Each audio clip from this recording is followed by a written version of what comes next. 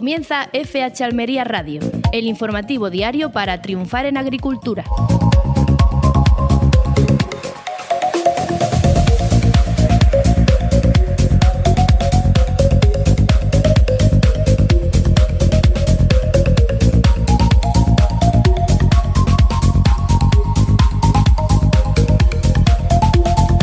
Muy buenas a todos, reciban un cordial saludo por parte de Luis Aracho, dándoles la bienvenida a FH Almería Radio, el informativo que te trae todas las claves del campo almeriense.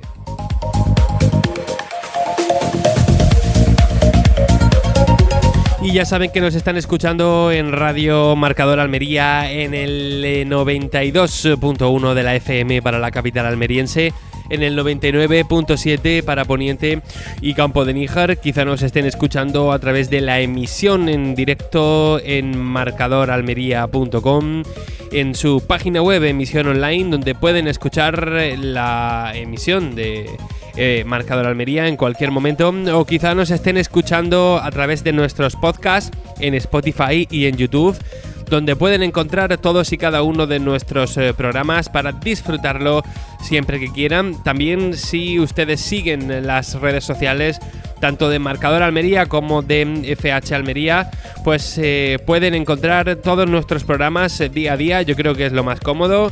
En Twitter, en LinkedIn, en Instagram, en Facebook, allá donde ustedes tengan su cuenta, pues nos siguen y así todos los días tienen nuestro programa y pueden enterarse de todas las claves del campo almeriense, claves que vienen especialmente picantes en este fin de semana laborable.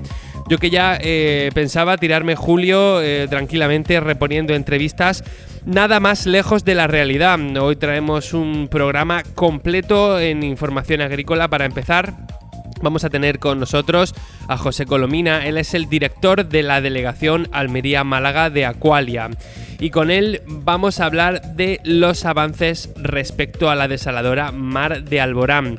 Esta desaladora ahora mismo es clave a la hora de entender si el levante almeriense va a tener agua o no va a tener agua de cara a la próxima campaña. También saben todos ustedes que estamos especialmente preocupados por ese recorte en la financiación de la PAC que está planteando la Comisión Europea, y vamos a tener con nosotros a Andrés Góngora, al secretario provincial de COAG, y le vamos a preguntar por este asunto. Ya les voy adelantando un titular: la PAC tal y como la conocemos ha muerto. Todo esto y mucho más hasta las 7 de la tarde, y lo vamos a hacer gracias a Rick Zuam, a Servicios Ambientales Las Chozas, a Albaida Residuos, a Agroiris y a M&S Nutrientes. Mi nombre es Luis Aracho, hacemos una pausita y enseguida nos asomamos a la pizarra de precios.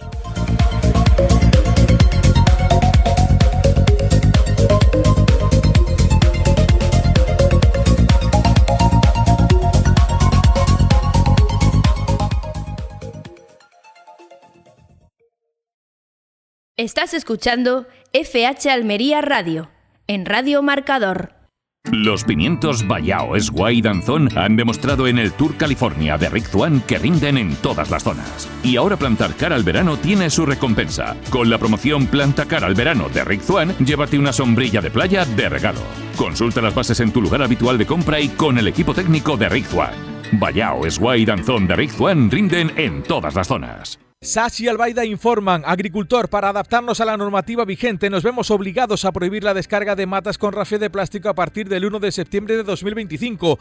Usa rafias bio o retire la rafia de plástico antes de llevar las matas a la planta. Calcula tu ahorro en calculadora.gruposach.es. Cualquier duda 950104040 o 950660179. Agricultor, si estás buscando un sitio donde comercializar tus hortalizas en la próxima campaña, en Agroiris te ofrecemos la tranquilidad y la garantía que necesitas para una cosecha rentable. Te abrimos las puertas para que te incorpores al proyecto de Agroiris esta campaña. Llámanos al 670-643-453 y hablamos. Agroiris, 30 años siendo fieles al campo.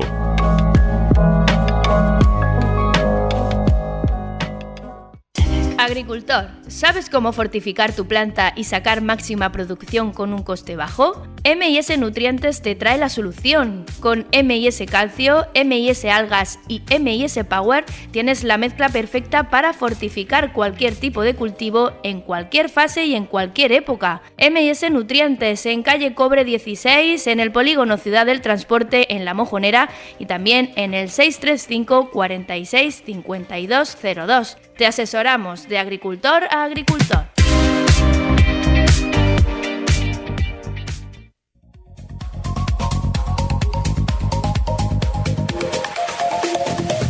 Vamos con la pizarra de Agroejido del viernes 18 de julio del año 2025. Empezamos por las judías. La Xera ha tenido un único corte de 5,98. La Elda ha empezado en 3,36 y ha terminado en 2,08. La Perona Roja, un único corte, 5,98. Momento para los pepinos. El Francés ha empezado en 1,14 y ha terminado en 0,92. El Español ha empezado en 1,17 y ha terminado en 0,86. El Almería ha tenido un primer corte de 1,30 y un último de 1,09. Hablamos ahora de los calabacines. El Fino ha empezado en 0,65 y ha terminado en 0,46. El Gordo ha empezado en 0,59 y ha terminado en 0,48. Nos pasamos a las berenjenas. La Rayada ha tenido un primer corte de 0,94 y un último de 0,62. La Larga ha empezado en 0,99 y ha terminado en 0,73. Por su parte, el tomate pera ha empezado en 1,43 y ha terminado en 1,02. Terminamos con los pimientos. El picante verde, un único corte, 1,15. El italiano verde ha empezado en 1,84 y ha terminado en 1,15. El lamullo verde ha empezado en 1,75 y ha terminado en 1,36. El lamullo rojo ha empezado en 2,06 y ha terminado en 1,51.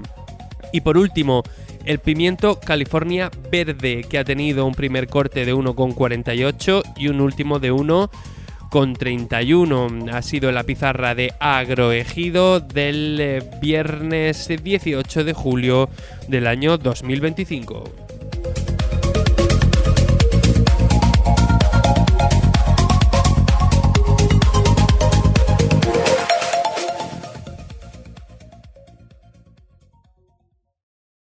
En Radio Marcador, FH Almería Radio. Agricultor, si estás buscando un sitio donde comercializar tus hortalizas en la próxima campaña, en Agroiris te ofrecemos la tranquilidad y la garantía que necesitas para una cosecha rentable. Te abrimos las puertas para que te incorpores al proyecto de Agroiris esta campaña. Llámanos al 670-643-453 y hablamos. Agroiris, 30 años siendo fieles al campo.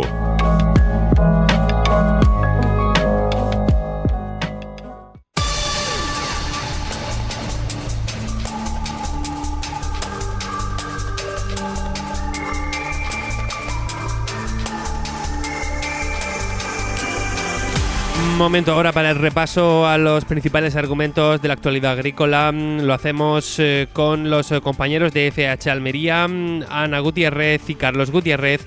Vamos con todo el tema internacional, ya que los responsables de Agricultura de la Unión Europea están tratando de sobreponerse del shock causado por el recorte de más del 20% del presupuesto de Agricultura.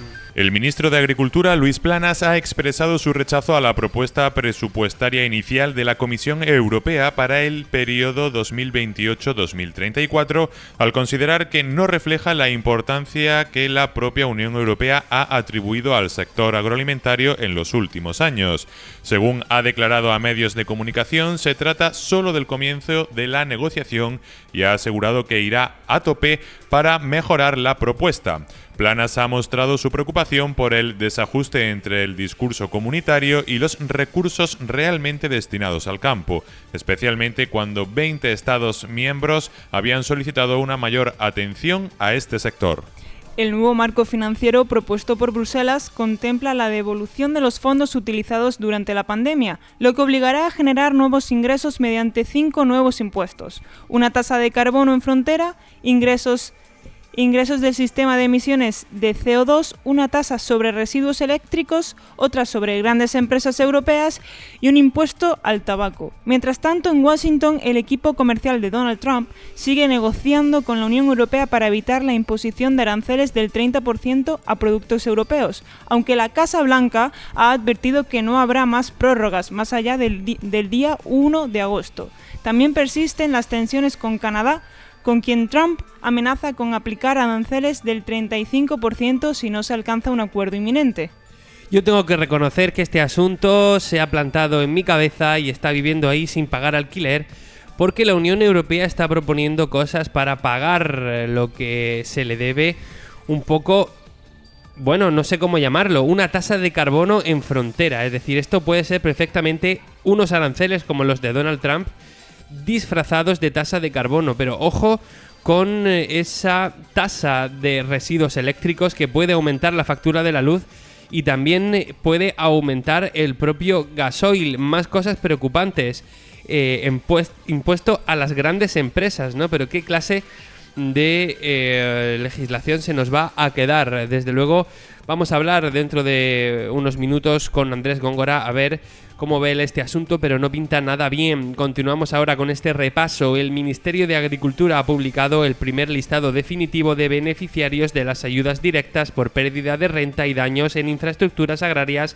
provocados por la DANA. En total, 4.561 agricultores titulares de 10.855 parcelas recibirán 43 millones de euros. Estas subvenciones forman parte de una nueva línea de ayudas anunciada en abril por el ministro Luis Planas, cuyo objetivo es compensar económicamente a quienes reparen los daños en sus explotaciones con sus propios medios, sin necesidad de esperar la intervención de la empresa pública Tragasa.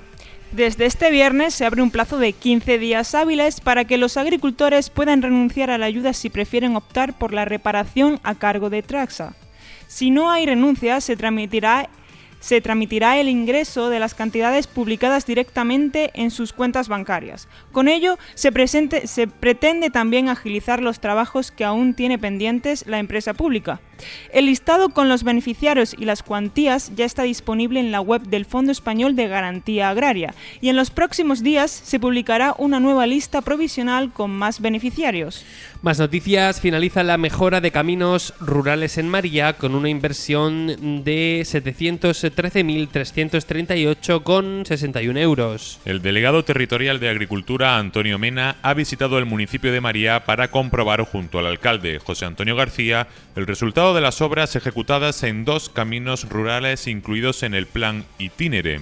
Se trata de los caminos Cañadas A317, a Cruce, Patronato Casanueva y Fuente de la Puerca Carretera A317, con una inversión conjunta de más de 713.000 euros y una intervención en más de 6.900 metros. Los trabajos han consistido en la mejora del firme, limpieza de cunetas, instalación de señales y construcción de badenes y sistemas de drenaje, con el objetivo de mejorar la seguridad y la accesibilidad a las explotaciones agrarias.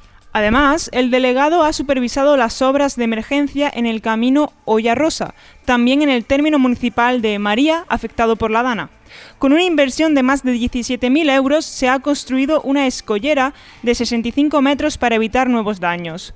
Mena ha recordado que estas actuaciones forman parte de un plan amplio que contempla la reparación de 68 caminos rurales en la provincia de Almería, con un presupuesto total de 4 millones de euros, tras las lluvias torrenciales registradas entre el 29 de octubre y el 3 de noviembre del año pasado.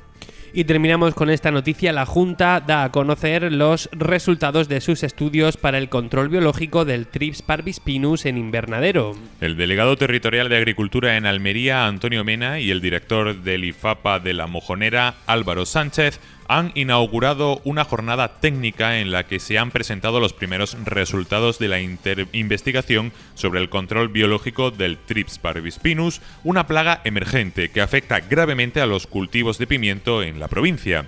Más de un centenar de profesionales del sector han asistido a este encuentro organizado por el IFAPA, que ha incluido 6 ponencias y un espacio de debate. El proyecto, desarrollado por los centros de La Mojonera y Málaga, busca soluciones locales, sostenibles y aplicables al campo almeriense. Durante la jornada se han presentado estudios de campo, ensayos en invernaderos y la evaluación de enemigos naturales autóctonos como el depredador Franklinothrips megalops, que ha mostrado resultados prometedores. También se ha analizado el uso de trampas cromáticas y el papel de la flora en la expansión de esta plaga. Según Asaja, el Tris parvispinus ya afecta al 30% de la superficie de pimiento en Almería, con pérdidas de hasta el 70% en algunas explotaciones. El proyecto, cofinanciado con fondos FEDER, busca generar conocimiento aplicado para mejorar la gestión integrada de plagas y reforzar la rentabilidad del sector agrícola. Muchísimas gracias a Carlos y a Ana, sobre todo a Ana, que le ha tocado leer la parte entomológica del texto y siempre es la más difícil. Vamos a terminar con este repaso a la información con lo que nos llega de la Agencia Estatal de Meteorología. Empezamos por el riesgo de incendios, que mañana sábado 19 va a estar totalmente desatado en toda la provincia. Vamos a ver una provincia de Almería completamente coloreada de rojo, a excepción de algunas zonas alrededor de Adra, Almerimar, más o menos, pero en general toda la provincia va a tener un riesgo de incendio extremo. Si nos vamos al domingo, tenemos un panorama bastante parecido, una provincia de Almería totalmente coloreada de rojo, es decir, con riesgo de incendio extremo, aunque el domingo la zona sur de la costa, en el área metropolitana de Almería, en el Cabo de Gata y en el poniente, pues se va a salvar un poco del riesgo de incendios. Vamos a ver ahora el parte meteorológico. Empezamos en el área metropolitana de Almería, cielos despejados todo el fin de semana y temperaturas que van a oscilar entre los 24 grados y los 31. En el poniente también cielos despejados y temperaturas que van a subir de cara al domingo. Mañana sábado entre 25 y 33 y en el domingo vamos a llegar a los 35 de máxima. En el Levante también cielos despejados durante todo el fin de semana y temperaturas que van a oscilar entre los 22 y los 34, aunque de cara al domingo van a subir hasta los 36 grados de máxima. Terminamos en el Valle de la Almanzora, donde va a haber bastante más presencia de nubosidad. Eso sí, para mañana 19 no vamos a tener la alerta amarilla por altas temperaturas que hemos tenido hoy. Nos vamos a quedar entre los 22 y los 38 grados todo el fin de semana en el Valle de la Almanzora. Este ha sido el repaso a la información. Enseguida estamos con nuestras entrevistas.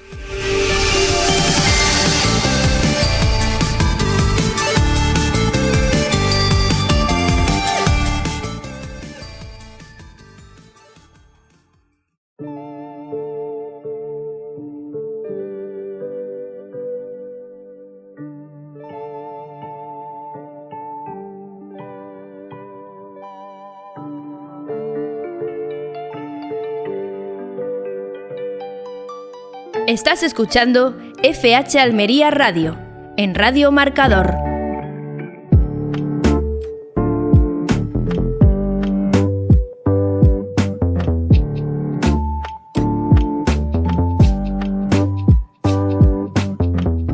Continuamos en FH Almería Radio y momento ahora para una entrevista muy interesante que creo que nos puede aclarar muchas ideas sobre la situación actual del agua en la provincia. Muchos oyentes sabrán que Aqualia es la empresa especializada en la gestión del ciclo integral del agua y tenemos ya al otro lado de la línea a José Colomina, es el director de la delegación de Almería-Málaga de Aqualia, y con él vamos a hablar un poco pues de todos esos asuntos alrededor de la gestión del agua. José Colomina, hola, ¿qué tal? Muy buenas. Hola, buenos días, ¿qué tal? Bueno, muchísimas gracias por estar con nosotros un rato. Es un auténtico placer siempre hablar con gente bueno, pues que está al día a día de estos asuntos. Quería empezar preguntándote, como he comentado, Aqualia es una empresa especializada en la gestión del ciclo integral del agua, pero sí que me gustaría que nos comentases un poco, por si hay alguien que nos conoce al otro lado de la emisión, qué es lo que hacéis desde Aqualia. Muy bien, Luis. Pues como bien dices, nos dedicamos al ciclo integral del agua, desde la captación, tratamiento, distribución, recogida, depuración, de vuelta al medio ambiente o a través de terciarios para el agua regenerada, digamos todo lo que es el ciclo urbano, ese gran misterio que es que abrir un grifo y que salga agua y cuando se hace uso de ella o se tira de la cisterna, ese agua desaparece, ¿no? Bueno, pues ahí detrás de todo eso hay muchas personas, hay mucha tecnología, hay muchas infraestructuras para poder, digamos, dar ese servicio a cada uno de los ciudadanos o de los regantes que en este caso pues necesitan y precisan para la vida y para sus negocios un bien tan preciado como es el agua. Aqualia no solamente está afincada evidentemente en la provincia de Almería, está tanto nacional como internacionalmente. Estamos en toda la parte de Latinoamérica, estamos en la parte de Oriente Medio, en Arabia Saudí, en toda la parte norte de África, incluso en la zona de Europa, en República Checa, repartidos por todo el mundo. Entonces no somos una empresa local, somos una empresa, como te digo, especializada en este ciclo del agua y lo llevamos así por todo el mundo. Uh-huh. Nosotros estuvimos hablando con vosotros para conseguir esta entrevista, para poder hablar de un tema que llevamos tratando aquí un tiempo, es la desaladora Mar de Alborán. Nosotros creemos que el agua en general en la agricultura almeriense es fundamental y la desalación es una herramienta que necesitamos también utilizar. Y hemos también hablado con mucha gente que tenía cierta reticencia en esta desaladora Mar de Alborán, simplemente por ser un proyecto de colaboración público-privada. A mí la colaboración público-privada es algo que me parece muy positivo, no todo el mundo opina así. Entonces quería preguntaros un poco vuestro papel en este proyecto y cómo surge. Sí, la verdad es que este proyecto viene derivado de una oportunidad que ha habido de un proyecto fallido, que fue el proyecto de Rambla Morales a principios de los años 2000, y que desde Aqualia, viendo las circunstancias que nos rodean a día de hoy, de sequía extrema ya institucionalizada en nuestra provincia, pues vimos que era una oportunidad para poder reflotar y poder, digamos, colaborar en la recuperación de los diferentes acuíferos de la provincia de Almería. El proyecto ha sido un proyecto muy arduo, muy complejo, vino de un embargo por parte de una entidad bancaria que lo trasladó a un... y nosotros ya adquirimos el activo a través de ese fondo de inversión. Como te digo, ha sido una inversión muy potente de más de 100 millones de euros, lo que ha invertido Aqualia en esa desaladora. La instalación se ha renovado completamente internamente, aunque el edificio se mantiene y la infraestructura parece que son las mismas, pero no. Ha habido un cambio tecnológico sustancial, porque después de casi 20 años que estaba parada la planta, pues se le ha puesto, digamos, la mejor tecnología que hay actualmente, y de hecho esta desaladora ha sido nominada como cuarta mejor desaladora del mundo en este año 2025. En una prestigiosa revista a nivel del mundo del agua. Y bueno, ya podemos decir que la planta desaladora está técnicamente preparada. Estamos pendientes ahora mismo de temas de energía eléctrica, finalizar la construcción de la línea de energía eléctrica que nos va a dar energía a la planta, pero todo lo que son, digamos, lo que es la planta en sí está totalmente, como digo, renovada, los pozos de captación están realizados, todos los 170 kilómetros de red y las 6 balsas de regulación están en perfecto estado de funcionamiento y bueno, estamos esperando que tengamos esa línea eléctrica para poder tener ya la planta al máximo rendimiento, pues intentaremos antes de final de año. ¿Y esos pozos de captación de dónde cogen el agua? Del mar, directamente están en primera línea de playa y cogen a 80 metros de profundidad, cogen el agua directamente del mar. Uh-huh. Los pozos de captación es una de las maneras más eficientes que hay ahora mismo para poder, digamos, captar el agua para las desaladoras, dado que el propio terreno hace de filtro y mantiene temperatura, quita muchas de las cosas que pueden estar disueltas, tanto disueltas como puede llevar el agua, con lo cual nos permite hacer un pretratamiento mucho más sencillo y mucho más medioambientalmente sostenible. ¿De acuerdo? Uh-huh.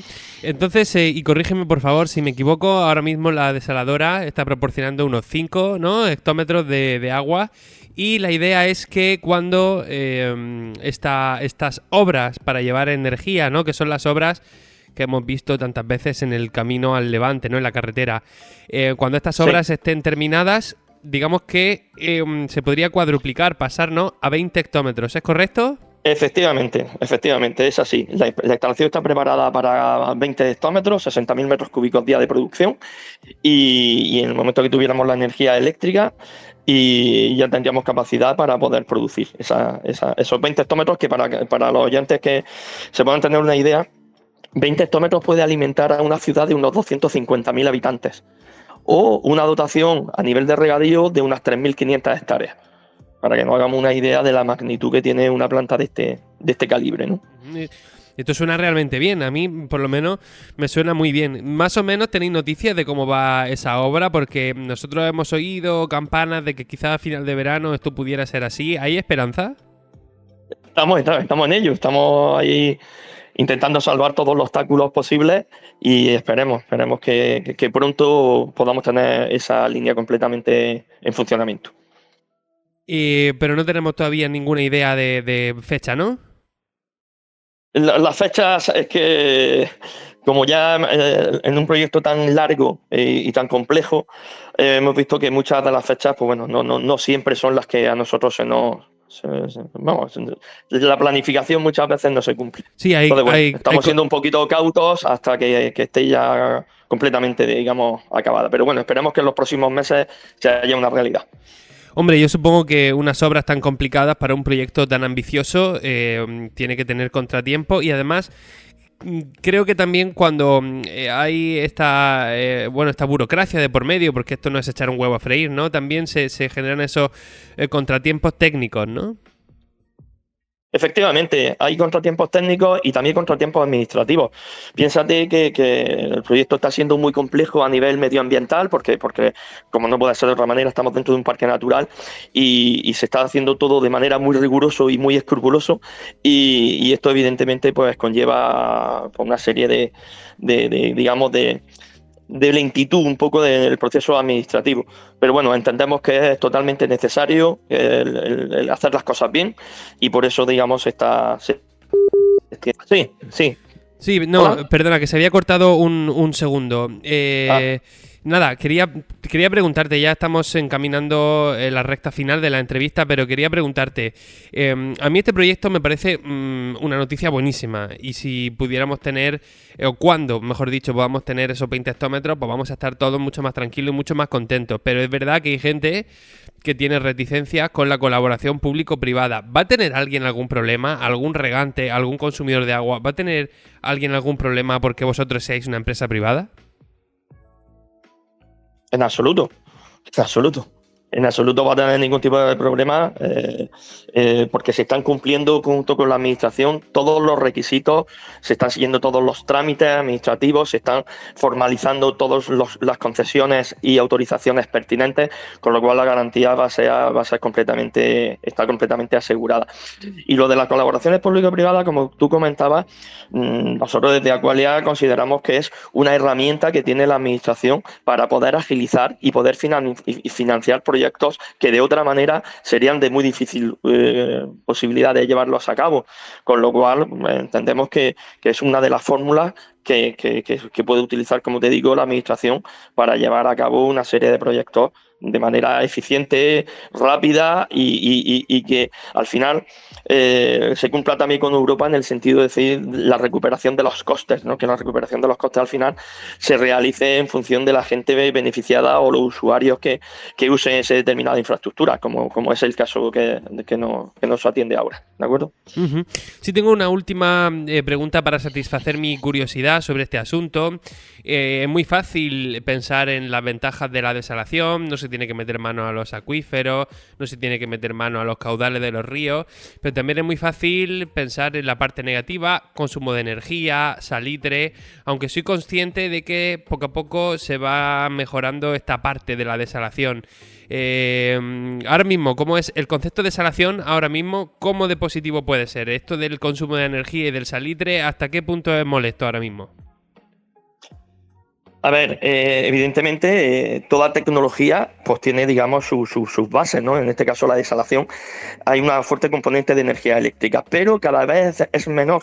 Se están consiguiendo ya unos niveles por debajo de los 3 kilovatios por metro cúbico, cosa que hace cuando se empezó con la desalación pues estaba en niveles de 12, 20, o sea, una auténtica barbaridad.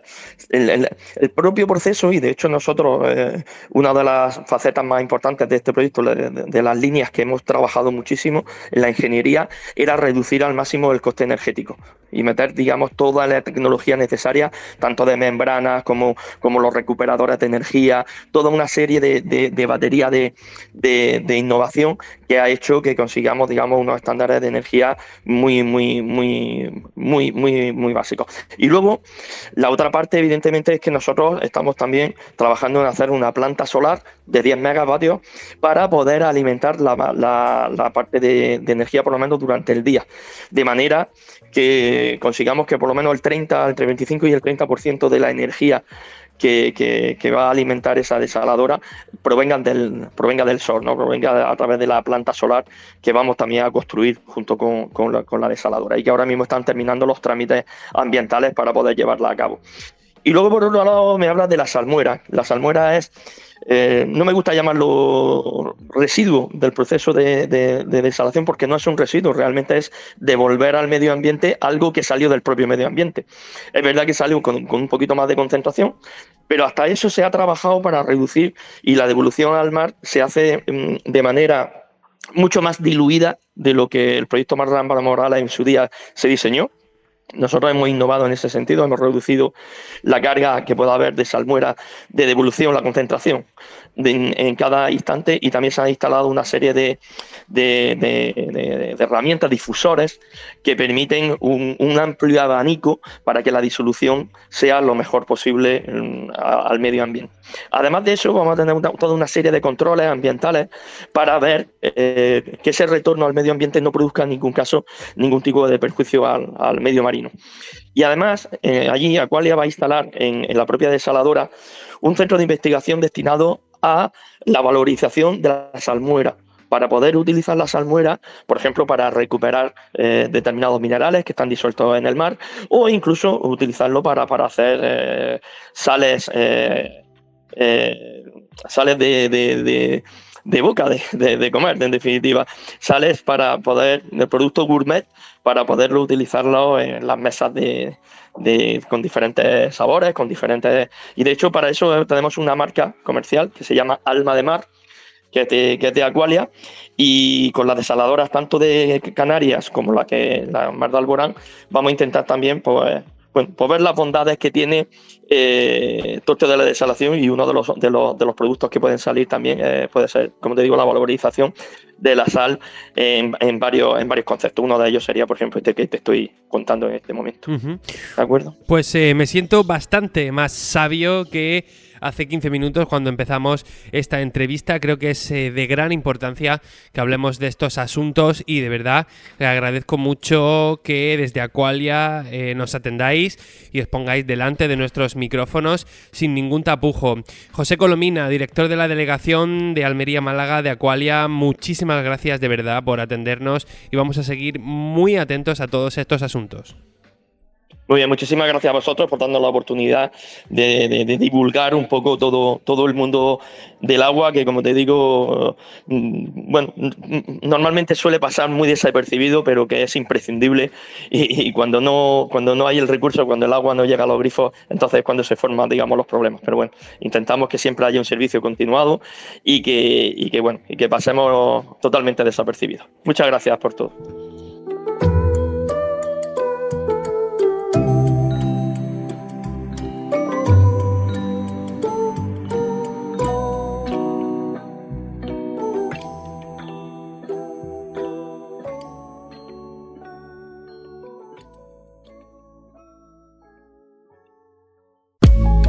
Agricultor, si estás buscando un sitio donde comercializar tus hortalizas en la próxima campaña, en Agroiris te ofrecemos la tranquilidad y la garantía que necesitas para una cosecha rentable.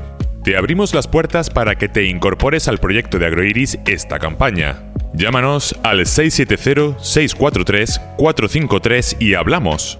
Agroiris, 30 años siendo fieles al campo.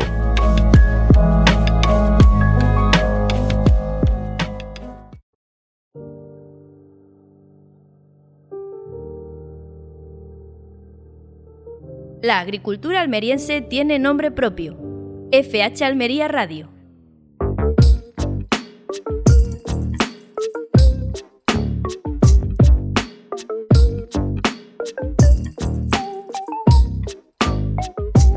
Continuamos en FH Almería Radio y continuamos hablando del tema que nos está preocupando, el tema de ese recorte en la financiación de la PAC, y para conocer más a fondo su punto de vista tenemos ya al otro lado de la línea Andrés Góngora, secretario provincial de COAG. Hola, ¿qué tal? Muy buenas. Hola, ¿qué tal? Buenos días. Bueno, este asunto, a mi parecer, ha tenido un desarrollo parecido al cuento este de Pedro y el Lobo. Venimos hablando del lobo todo el verano y ahora nos hemos encontrado un lobo con unos colmillos bastante grandes, ¿no? Estamos hablando, si no me equivoco, aparte de otras cosas, para empezar, de una caída del 20% en la financiación para la agricultura, ¿verdad? Sí, algo más. De hecho, se preveía que podría alcanzar el 20%, pero al final va a ser casi un 22, un 21,7% la reducción de presupuesto que hay para el nuevo marco presupuestario, que empieza a partir del 1 de enero del 2028. Parece que está muy lejos, pero al final llegará. Y ese recorte en el presupuesto va a afectar, y esto quizás sea lo más negativo todavía, que el recorte en sí mismo, va a afectar sobre todo a las ayudas que tienen que ver con la modernización de las explotaciones, con la necesidad de modernizar las explotaciones, la incorporación de jóvenes, que en este caso lo que plantea la Comisión Europea es que sea fondos propios de cada Estado miembro quien destinen precisamente a esa incorporación de jóvenes. O sea, no es que no puedan existir las ayudas, lo que no existirían serían ayudas europeas. Y luego a los programas agroambientales, ¿no? Que en el caso de la provincia de Almería tienen bastante que ver sobre todo con los cultivos de secano, y en el caso del invernadero lo que más conocen los agricultores es la ayuda del picado de matas, ¿no? Que es muy famosa, muy conocida. Pues esa también sería una de las que se caerían del presupuesto. No se tocarían, en principio, los programas operativos de la OPFH, esas se mantienen, ¿vale?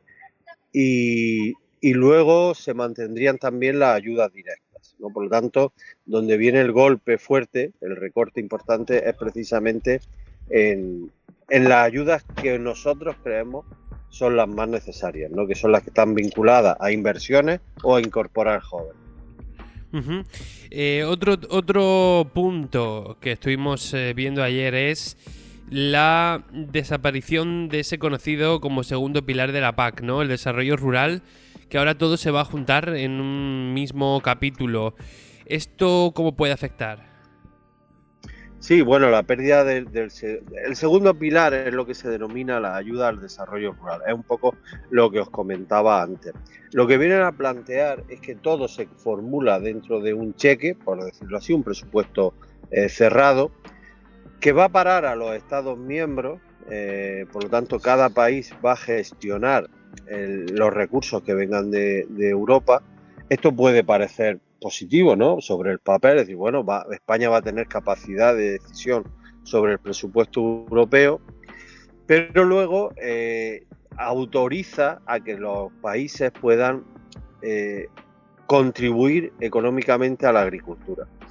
Esto hasta ahora ha estado siempre muy limitado, muy cuestionado, que se pudiera sacar recursos propios para ayudar a la agricultura, y ahora lo liberalizan. Ahí nos podemos encontrar con un problema cuando un Estado miembro decida pues favorecer a un sector o a otro con recursos propios y sobre todo me acuerdo en el caso del invernadero de la situación que nos podemos ver con los productores holandeses, ¿no? Y empezar a hablar de competencia desleal intracomunitaria, ¿no? O sea, dentro de la propia Unión Europea.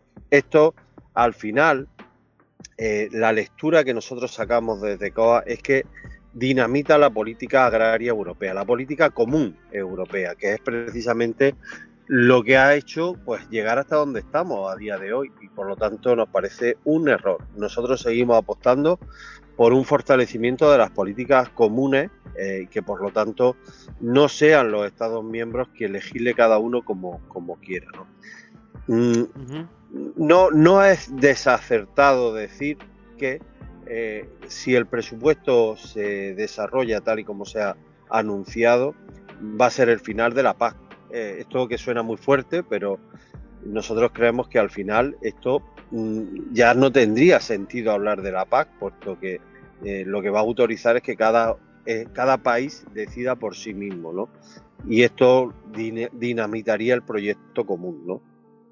En tu opinión, esto de que se va a gestionar el presupuesto a través de planes nacionales, ¿puede abrir la puerta a que, por ejemplo, se me ocurre un ejemplo, un presidente del gobierno necesita continuar una legislatura o necesita hacer unos presupuestos y negocia con una comunidad autónoma en concreto, hacer algún enjuague con los fondos en la agricultura a cambio? ¿Esto sería posible con este nuevo modelo? Claro. Al final, las políticas de Estado se autorizarían a cualquier nivel. Sé por dónde va, ¿no? Si se podría jugar dentro de un territorio con unas ayudas hacia un lado y otro, ¿no?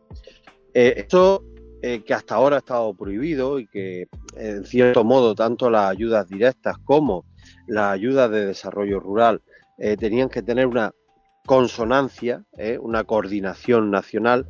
Ahora ese proyecto se vendría abajo, ¿no? Y sí que se podría pues dejar que una comunidad autónoma tomara unas decisiones o apoyar determinadas agriculturas que existieran o determinados modelos que fueran preferentes en un sitio o en otro. Es un tema peligroso bajo nuestro punto de vista.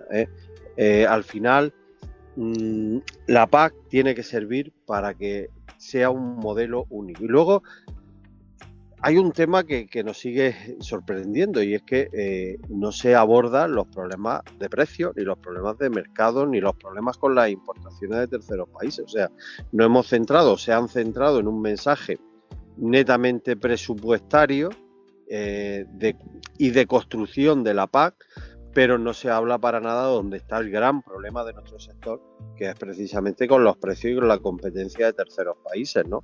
Y ahí se quiere pasar de puntillas, ¿no? O sea, nos quieren distraer con un tema cuando el tema de fondo debe abordarse.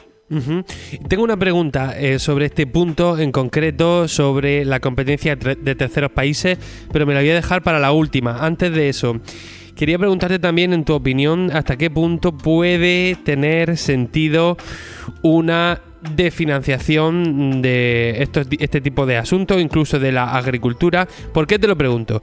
Porque hemos visto que desde el COVID hasta ahora ha habido un montón de millones de la Unión Europea y ayer estuve observando algunas de las canalizaciones que ha habido de ese dinero europeo y ha habido a cosas que, si bien puede ser muy respetable, también se puede pensar que son un poco frívolas, ¿no? Pues no lo sé, cerveza artesanal de no sé qué, pum, le soltaban 5.000 euros a través de una canalización de fondos europeos que tenían que ver con la agricultura, bla, bla, bla.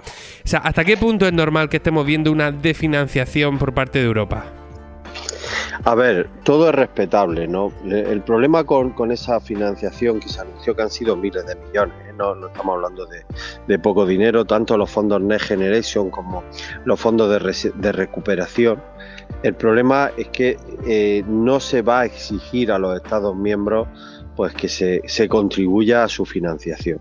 Y ahora lo que hace Europa con eso, que no digo que que esos proyectos que se hayan financiado, bueno, todos bajo nuestro punto de vista, no todos están lo suficientemente justificados o eran lo suficientemente necesarios y ha habido cierto derroche, pero el problema es que ahora, cuando nosotros se nos anuncia este recorte del 21% de los fondos de la PAC, para que nos hagamos una idea, el 21% de recorte de ayudas de la PAC son 85.000 millones de euros en el periodo. No me he equivocado, 85.000 millones de euros. Cuidado que estamos hablando de mucho dinero. ¿Sabéis por qué se recortan?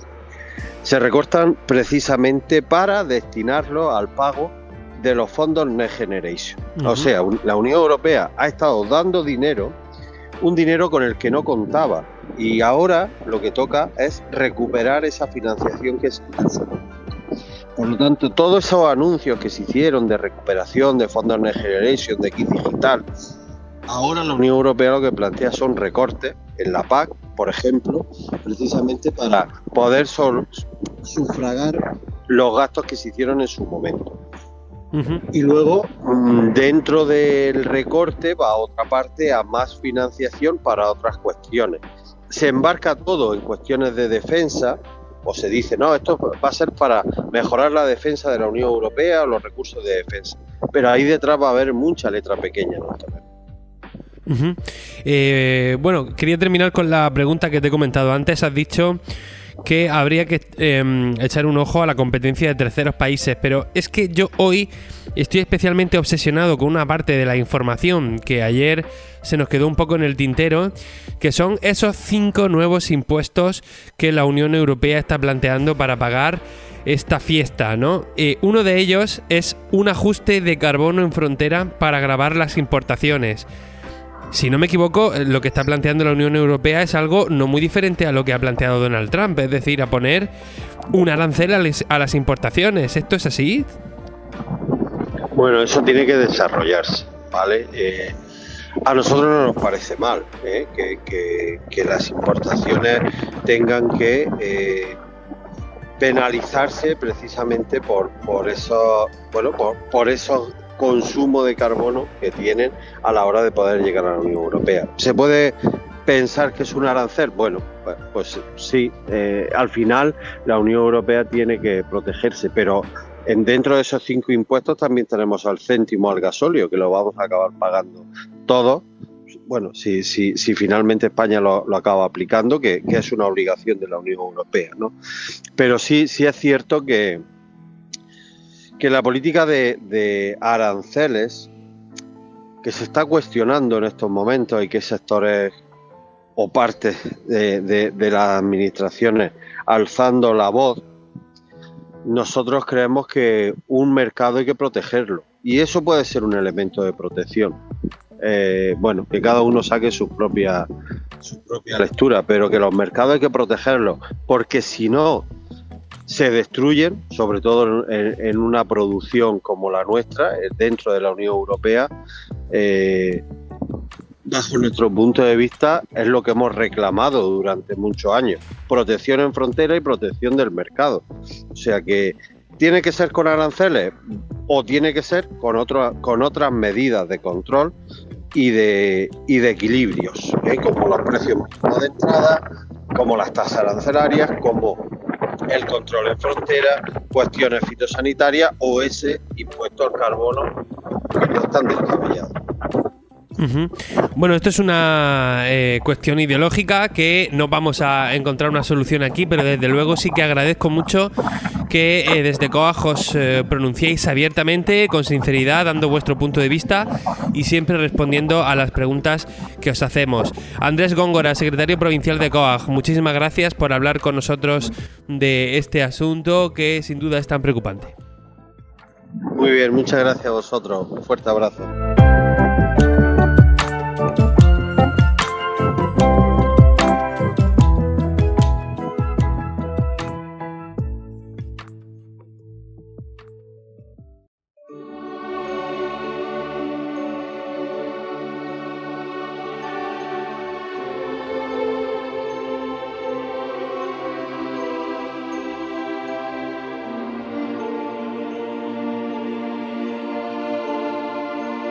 La mejor agricultura está en FH Almería Radio.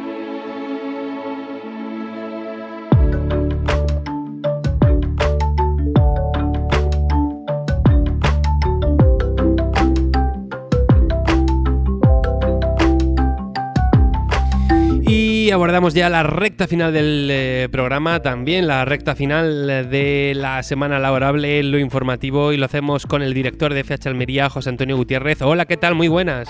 Hola, muy buenas tardes. José Antonio, qué gran programa nos ha salido hoy, lleno de información de primera mano, aunque eso no nos puede hacer olvidar que los temas que estamos tratando son bastante preocupantes. No tenemos mucho tiempo, más o menos unos 6 minutos para terminar el programa.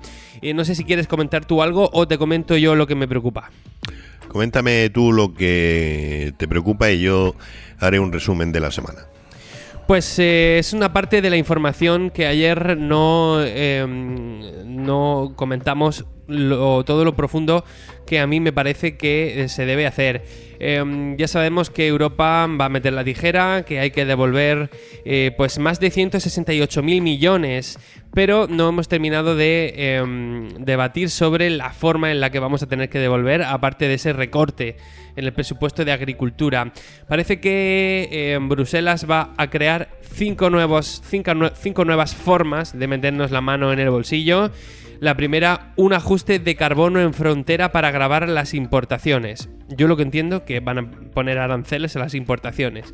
Esto es lo que venimos criticando a Donald Trump, lo que nos ha parecido una locura en los últimos meses sobre Donald Trump, pues ahora Europa asoma la patita. Luego hablan de dinero del sistema de emisiones de dióxido de carbono, es decir, impuestos a las empresas que generen CO2. Una tasa a los residuos eléctricos, es decir, va a subir la energía.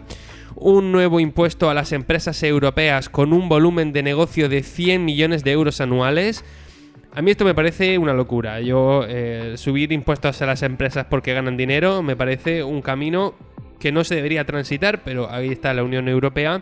Y para terminar, un impuesto al tabaco que, bueno, nos puede afectar más o menos, pero estamos acostumbrados.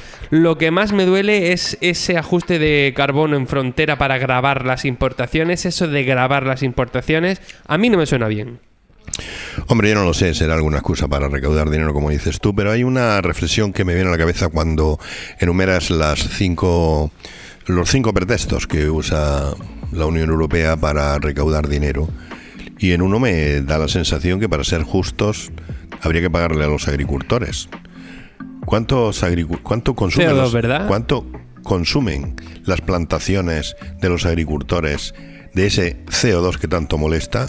¿Y cómo se subvenciona ese consumo, ese quitar el CO2 de la atmósfera para que no se perjudique el medio ambiente, el entorno, ¿no? Ya sabemos que las plantas consumen muchísimo CO2 y aquí se plantan millones de plantas vegetales a lo largo del año, ¿no? En 2 ocasiones, y me imagino que el resultado de esas cosechas en cuanto al CO2 se refiere debe ser muy positivo. A ver si también lo tuviesen en cuenta, ¿no? Hay un sistema parecido, ¿no? Los bonos de CO2, algo así. He hablado con alguna empresa que se dedicaba a eso. Lo que pasa es que me da la sensación de que en la agricultura bajo plástico no se está mirando eso mucho, ¿no? Pues sí, hay tantas cosas que no se está mirando de la agricultura bajo plástico que... Como lo empiecen a hablar ahora de impuestos, lo mismo la gente empieza a mirarlo. Mira, una de las grandes virtudes que tiene la agricultura bajo plástico es que si no tuviese ningún tipo de ayuda, de subvención ni de nada, aún así conseguiría subsistir. Fíjate lo que te digo. Cosas que es imposible. Hoy he estado viendo un reportaje en televisión española en la que se veía un señor que tenía que coger, me parece que eran 14 hectáreas de girasoles, y decía claramente que si le quitan la ayuda al girasol, había sido lo comido por lo servido. O sea, sembrar 14 hectáreas para no ganar nada. O sea, de esa manera, ¿quién va a plantar? Es la misma historia que tenemos con la España vaciada. O sea, si no puedes vivir en un pueblo de 300 habitantes, pues el único remedio que te queda es marcharte a donde haya vida. evidentemente. Pero claro, no puedes lanzar mensajes a favor de que se vaya poblando esa parte del país sin ningún tipo de ayuda, sin ningún tipo de estímulo para que la gente por lo menos pueda vivir allí, evidentemente. Entonces, lo que digo, el asunto de las ayudas, hay agriculturas que sí se mueren. La de Almería no se muere, ya te lo digo yo, que no se muere, la bajo plástico. El otro tipo de agricultura me imagino que sufrirá lo mismo que en cualquier otra parte. Pues evidentemente, digamos, esa característica que tiene la horticultura intensiva de Almería, pues la salva, afortunadamente. Aparte de, bueno, la gran cantidad de condiciones naturales que se usa en Almería para producir hortalizas, a diferencia de lo que ocurre en otros sitios. Terminamos con esto. Nos ha dicho Andrés Góngora que presumiblemente no se van a tocar ni el dinero que le llega a las OPCH, ni tampoco deberían de tocarse las ayudas. Más bien, lo que nos ha dicho Andrés es que lo que va a verse más afectado son las ayudas a los jóvenes agricultores. ¿Podemos llorar por un ojo? Bueno, podríamos llorar por un ojo, porque ya te digo yo que no hace falta estimulación en la agricultura de Almería para que los jóvenes agricultores se dediquen a la agricultura.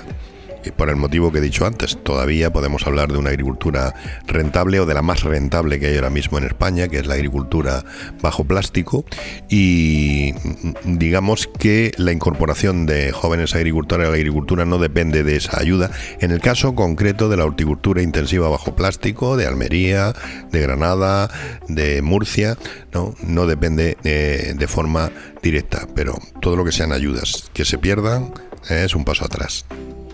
Pues muchísimas gracias, José Antonio. La semana que viene estaremos aquí a ver qué nos espera ya.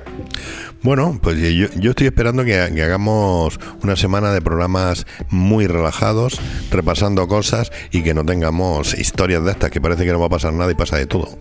Pues veremos a ver si conseguimos algo como eso.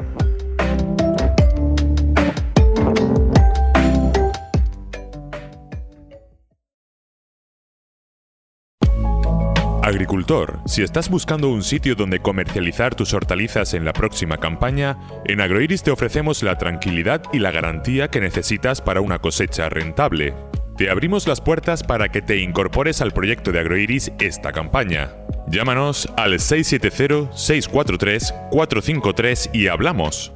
Agroiris, 30 años siendo fieles al campo.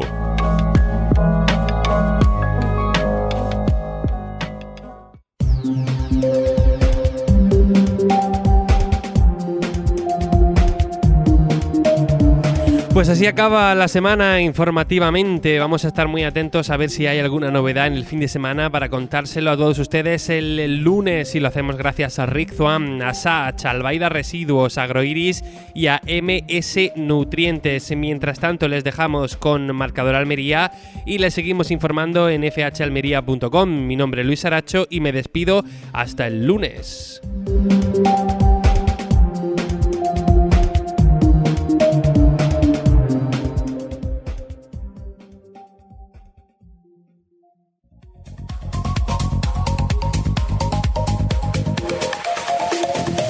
Vamos con la pizarra de Agroejido del viernes 18 de julio del año 2025. Empezamos por las judías. La Shera ha tenido un único corte de 5,98. La Elda ha empezado en 3,36 y ha terminado en 2,08. La Perona Roja, un único corte, 5,98. Momento para los pepinos. El francés ha empezado en 1,14 y ha terminado en 0,92. El español ha empezado en 1,17 y ha terminado en 0,86. El Almería ha tenido un primer corte de 1,30 y un último de 1,09. Hablamos ahora de los calabacines. El fino ha empezado en 0,65 y ha terminado en 0,46. El gordo ha empezado en 0,59 y ha terminado en 0,48. Nos pasamos a las berenjenas. La rallada ha tenido un primer corte de 0,94 y un último de 0,62.